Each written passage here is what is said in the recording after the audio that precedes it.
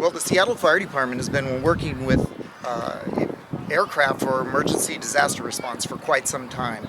We work with the Washington Army National Guard and the county sheriff's departments, as well as the Navy and the Coast Guard. With the challenges secondary to the West Seattle Bridge, we were looking for another skill set or another opportunity to transport critical patients during peak traffic hours. This was another opportunity for firefighters to practice those skill sets in networking with our partner, Airlift Northwest, and Seattle Parks as well,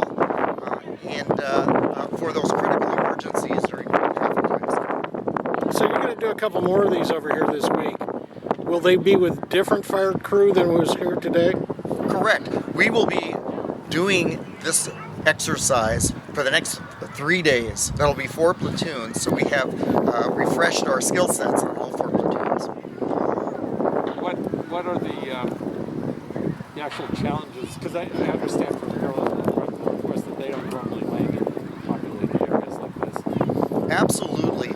Within the city of Seattle, our challenges are the high, densely populated areas. So we specifically work to find very safe landing zones, such as Alpine Playfield right here.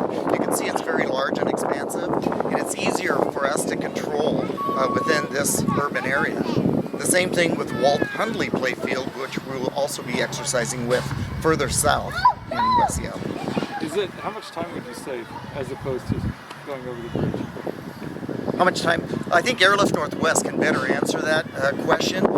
We can probably narrow it down to approximately 15 minutes between patient transfer and transport